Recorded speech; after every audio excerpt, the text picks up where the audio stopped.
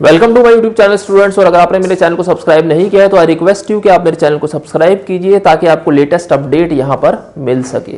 देखो यहां पर मैं जो है लेटेस्ट कंटेंट बेटा यहां पर डालने की कोशिश करता हूं जो आपको बाकी चैनल्स पे नहीं अवेलेबल होंगे। जैसे कि अभी केस स्टडी के जो क्वेश्चन है बेटा मैंने खुद डिजाइन करे हैं ये क्वेश्चन, और मेरी जो ई बुक है जो सैंपल पेपर है जिसके अंदर मैंने 15 सैंपल पेपर डाले हैं उसमें खुद मेरे जो डिजाइन किए हुए केस स्टडीज है वो आपको मिल जाएगी। हर क्वेश्चन पेपर में आपके पास 2 केस स्टडी वहां पर होगी। उन्हीं केस स्टडी में से मैंने यहां पर एग्जांपल लिए हैं, तो देखते हैं इनको केस स्टडी को हम कैसे टैकल कर सकते हैं जो आपको 2021 के एग्जाम में बेटा मार्च में उसमें आपको यहां देखने को मिलेंगे। तो बढ़ते हैं क्वेश्चन की तरफ और समझते हैं इस क्वेश्चन को कैसे हम टैकल करेंगे। देखो केस स्टडी में जो क्वेश्चन होते हैं बेटा उसको आपने पहले अच्छे से स्टडी करना है क्योंकि उसी के अंदर आपको हिंट यहां पर अवेलेबल भी मिल जाते हैं जैसे हमने पिछले क्वेश्चन में डिस्कस किया था। तो देखो यहाँ पे क्या है कि Shilpa and Karishma were discussing application of integrals in which they were discussing the problems and also during the discussion following points were discussed. To find the area of the region we need to find the point of intersection of two curves. The point of intersection is the limit of the integral बेटा। तो यहां पे मैंने equation लिखना भूल गया हूं, मैं आपको इक्वेशन यहां पर लिख देता हूं।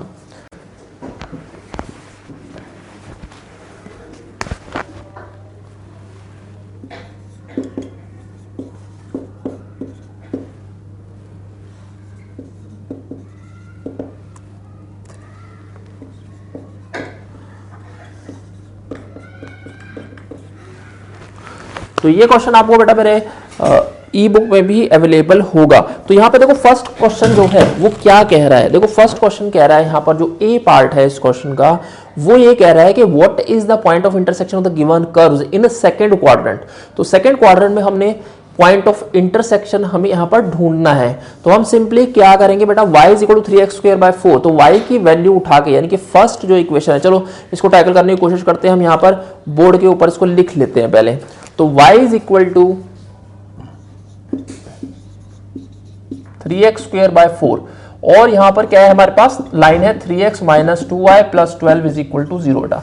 तो ये हमारे पास यहां पर लाइन हमें मिल जाती है। तो y की वैल्यू उठा के हम यहां पर डाल देते हैं 3x - 2 × 3x² 4 + 12 = 0 हमें यहां पर मिल जाता है। तो अब हम यहां पर क्या करेंगे बेटा, देखो हम यहां पर इसको सिंप्लीफाई करने की कोशिश करते हैं। तो ये बन जाएगा 12x - 6x² + 48 is equal to 0, या हम इसको ऐसे लिख लेते हैं हम क्वाड्रेटिक इक्वेशन की फॉर्म में जो स्टैंडर्ड है वो है हमारा यहाँ पर ये इसको बन जाता है। ठीक है बेटा।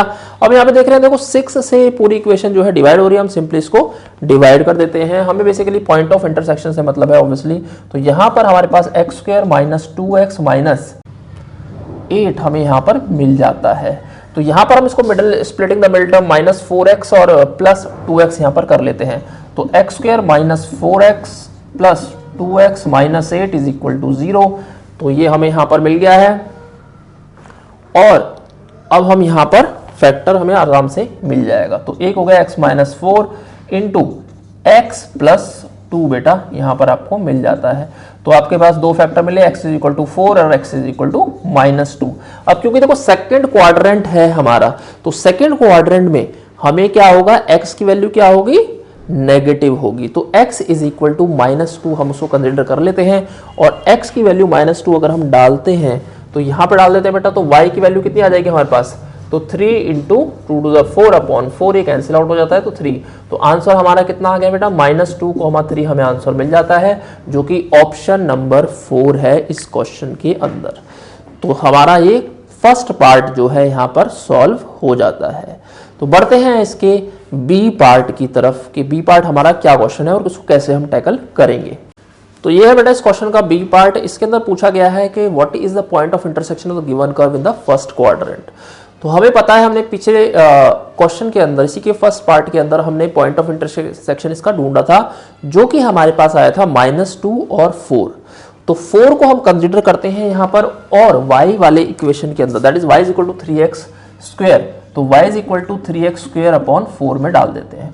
तो यहां पर हो जाएगा बेटा 4², तो 4 × 4/4 तो कैंसिल आउट हो गया, तो 12 आ जाता है हमारे पास। तो हमारे पास जो फर्स्ट क्वाड्रेंट के अंदर जो पॉइंट हुआ वो क्या आ गया बेटा 4,12। मैंने यहाँ पर ऑप्शंस आपको लिख के नहीं दिए, मैंने कहा यहाँ पर एक बार डिस्कस कर लेते हैं तो आंसर हमें क्लियर हो ही जाएगा। तो ऑप्शन में 4,12 जो है वो हमारा आंसर इसका आ जाता है।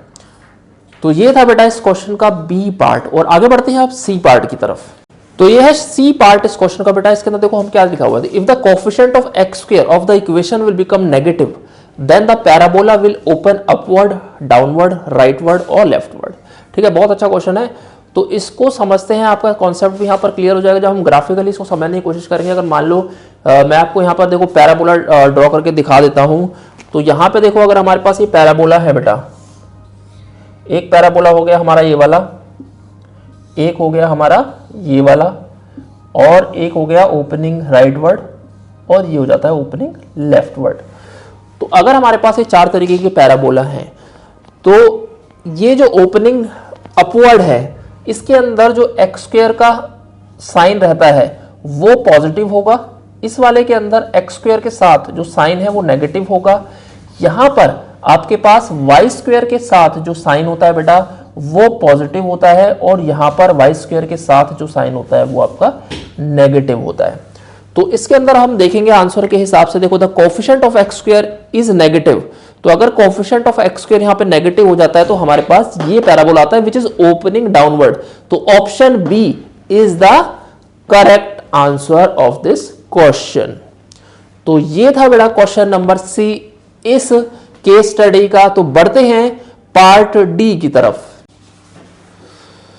सो स्टूडेंट्स ये है इसका पार्ट डी इस केस स्टडी का। तो बढ़ते हैं आगे और समझते हैं इसको कैसे हम टैकल करेंगे। देखो इसमें क्या दिया हुआ है, to find the area between the curves we need to find the area of the line between the limits -2,4, जिसको हम रिप्रेजेंट करेंगे कैपिटल ए से, और उसके बाद हम ढूंढेंगे area of the parabola between the limits -2,4, और देन फाइंड ए माइनस बी। अगर हम ए माइनस बी करते हैं तो हमें required area between the curves हमें मिल जाता है।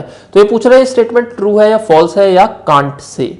तो बेटा इसके सबसे पहले कभी भी आप एओआई का क्वेश्चन करते हो, एप्लीकेशन ऑफ इंटीग्रल का क्वेश्चन करते हो, आपको डायग्राम बनाना आना चाहिए, अदरवाइज जो एग्जामिनर होगा बेटा वो आपको मार्क्स यहां पर आपके काट सकता है, इसका आपने ध्यान रखना है। तो यहां पर देखो सबसे पहले हमने क्या करना है, हमने पॉइंट ऑफ इंटरसेक्शन हम ऑलरेडी यहां पर निकाल चुके हैं। तो यहां पे जो हमारे पास पैराबोला है वो है y is equal to 3x/4। तो y is equal to 3x/4 बेटा इस टाइप का पैराबोला यहां पर बनता है, और जो लाइन हमारी बनेगी वो हमारी लाइन ऐसे जाएगी। ठीक है, तो अब देख रहे हैं इसके अंदर बेटा हमें क्या करना होता है कि सबसे पहले हमें देखना है कि ऊपर की तरफ से कर्व कौन सा जा रहा है। तो यहां पर देखो जैसे हमें इस वाले एरिया को यहां पर जो है अगर हम इसको हाईलाइट कर देते हैं तो इसको इस एरिया को ढूंढने के लिए, तो यहां पर हो गया हमारा ए से लेके बी तक। तो अगर हम लाइन माइनस पैराबोला, ठीक है बेटा, तो लाइन का एरिया माइनस पैराबोला का एरिया अगर हम सब्ट्रैक्ट करें तो हमें ये मिल जाता है, जो कि हमें इस स्टेटमेंट में इस क्वेश्चन के अंदर ऑलरेडी गिवन है। दैट मीन्स कि अगर हम a माइनस बी करते हैं, यानी कि लाइन का एरिया माइनस पैराबोला का एरिया अगर हम करते हैं तो हमें जो है रिक्वायर्ड एरिया मिल जाता है। That means this statement is true.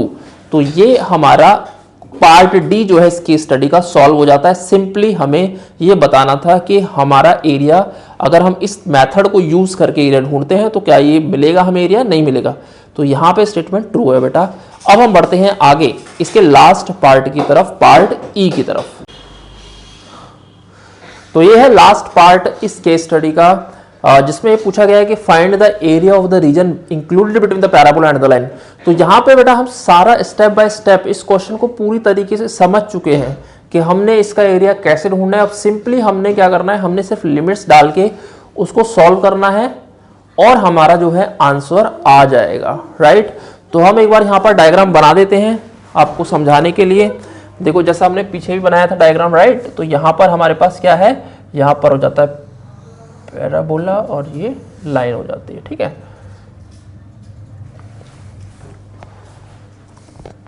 तो लाइन और पैराबोला का ये ग्राफ है।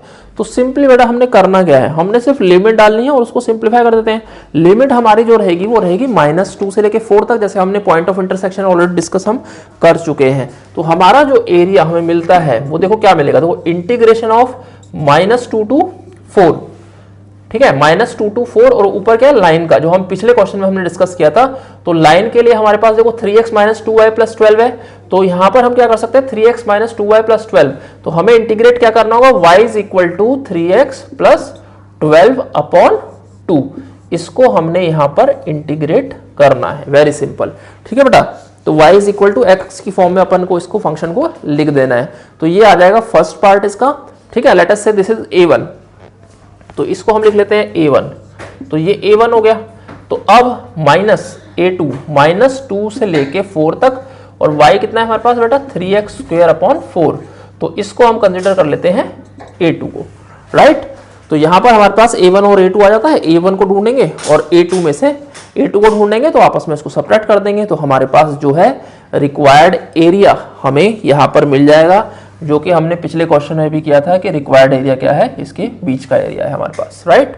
तो यहां पर जो है फर्स्ट इसको इंटीग्रेट करते हैं हम अगर, तो 3 × x²/2, तो 2 × 2 4 प्लस 12x, तो ये हमें 12x/2 ऑब्वियसली, तो ये हमारा फर्स्ट पार्ट हो गया 4 और -2 के साथ, ठीक है। तो इसको पहले हम सिंप्लीफाई यहां पर कर लेते हैं। तो देखो a1 जो है हमारे पास ये आया हुआ है, तो a1 में हम अगर यहाँ पे इसको काट देते हैं, यहीं पे 2 × 2 2 6 12, तो 6x हमारे पास आ गया है। तो यहाँ पर हमारे पास क्या बनेगा 3 × 4², तो 4² हमारे पास हो गया, तो 4 × 4/4 प्लस 6x, तो 6 × 4, ये एक पार्ट हो गया हमारे पास, राइट। तो माइनस, अब क्या करेंगे -2 डालना है हमने, तो -2 to 4 हो गया यहाँ पर अपॉन 4, ये तो मैं समझाने के लिए मैं यहाँ पे लिख देता हूँ, प्लस 6 × -2, तो ये हमारे पास इसका आ जाता है। तो इसको कैंसिल आउट कर लेते हैं, सिंप्लीफाई करना है हमने बस, और तो है नहीं इसके अंदर कुछ।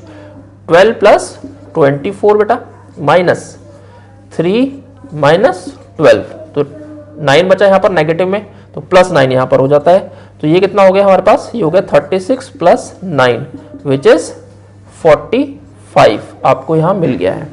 तो यानी कि a1 जो हमारा आया है वो क्या आ गया बेटा 45 हमारा एरिया इसका आ गया, a1 पार्ट, राइट। ऐसे हम अब a2 यहां पर हम ढूंढ लेते हैं ऑब्वियसली, है ना। तो a2 अगर हम ढूंढते हैं यहां पर, तो a2 हमारे पास कितना हो जाएगा, देखो a2 तो इजी है, यहाँ पे 3/4 कैसा करते हैं, बाहर निकाल लो, तो यहां पर हो गया तुम्हारे पास x³/3, इसके ऊपर हमने लिमिट डाल देनी है बस, ठीक है। तो 3/4, तो ये हो गया तुम्हारे पास कितना 4 4 16 64/3 माइनस 2 2 4 2 8 8 अपॉन नेगेटिव में आएगा ऑब्वियसली 8/3, तो ये हो गया। तो 3/4 इंटू 64/3 माइनस माइनस प्लस 8/3 बेटा, तो ये क्या बन गया 3/4 इंटू 72/3 तुम्हारा यहाँ पर बन जाता है, जो कि 3 से 3 कैंसिल आउट हो गया, और ये हो गया तुम्हारा 418 आ जाता है आपका यहाँ पर, ठीक है। तो 18 4 72, तो तुम्हारे पास अब आंसर कितना आ जाता है बेटा 45 माइनस 18 हम यहाँ पर कर लेते हैं, तो 15 - 8 हो गया आपके पास 7, 3 - 1 2, तो 27 आपका यहाँ पर आंसर आ जाता है, राइट बेटा। तो ये था हमारा ई पार्ट इस क्वेश्चन को लेके, और यहाँ पर हमारी केस स्टडी एंड होती है बेटा। और अगर आपने इस चैनल को सब्सक्राइब नहीं है तो आई रिक्वेस्ट यू कि आप चैनल को सब्सक्राइब कीजिए, शेयर कीजिए, लाइक कीजिए, राइट। अगर आपको कुछ एडवांटेज यहाँ से मिल रहा है तो आप एटलीस्ट इतना कर सकते हैं कि आप इस चैनल को सब्सक्राइब कीजिए, शेयर कीजिए, ताकि ज़्यादा से ज़्यादा स्टूडेंट्स तक ये पहुँच सके, और जिससे मेरे एनजीओ को भी थोड़ी सपोर्ट यहाँ पर मिल जाएगी। Thank you so much.